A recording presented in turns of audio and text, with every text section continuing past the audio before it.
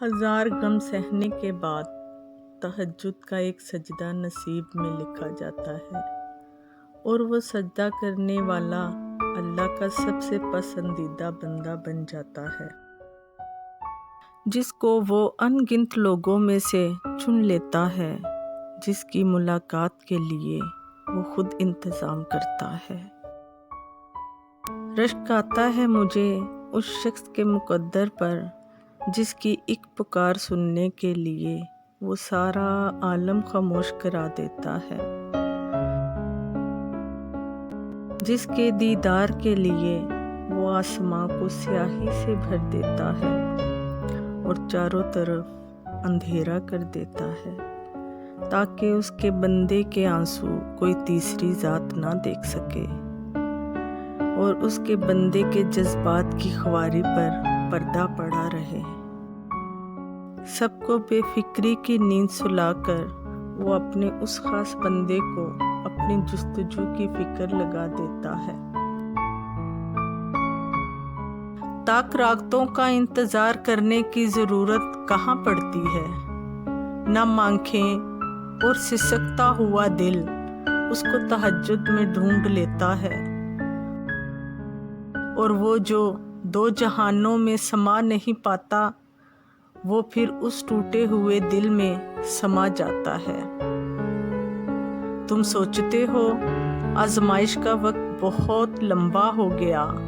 مگر وہ در حقیقت ملاقات کا وقت بڑھا دیتا ہے۔ اللہ کو بہت پسند ہے جب تم دنیا سے نہیں اس سے مانگتے ہو، جب تم بے بسی کا رونا کائنات کے سامنے نہیں اس کے سامنے روتے ہو،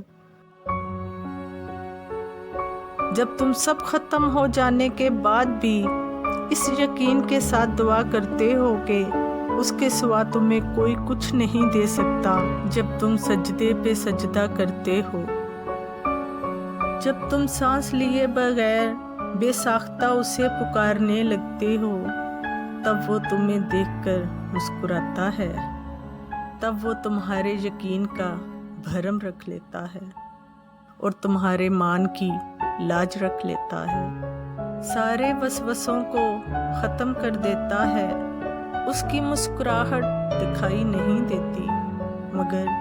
محسوس کرو تو اس کی محبت کا رنگ رگوں میں خون کی مانند دوڑنے لگتا ہے۔ اس سے بہترین لکھاری تو کوئی ہو ہی نہیں سکتا، جو اختیار رکھتے ہوئے بھی نصیب کے پنوں کو اپنی چاہت سے تمہاری چاہت میں بدل دیتا ہے۔ وہ بادشاہوں کا بادشاہ ہو کر بھی تمہیں سنتا ہے،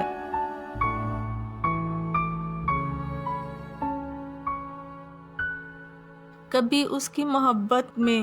رنگ کر تو دیکھو، کائنات کے سارے رنگ پھیکے لگیں گے۔ کبھی اس کی سن کر تو دیکھو، کائنات کی ساری آوازیں بے معنی لگیں گی۔ وہ جس کو چاہتا ہے اپنی طرف موڑ لیتا ہے، چپ چاپ، اور کسی کو خبر بھی نہیں ہوتی، بس پھر وہ ایک حکم دیتا ہے اور کائنات کی ساری طاقتیں متحد ہو جاتی ہیں، کن اس کے گرد طواف کرنے لگتا ہے اور ساری باتیں فیکون پر ختم ہو جاتی ہیں اور سبھی کہانیاں مکمل ہو جاتی ہیں،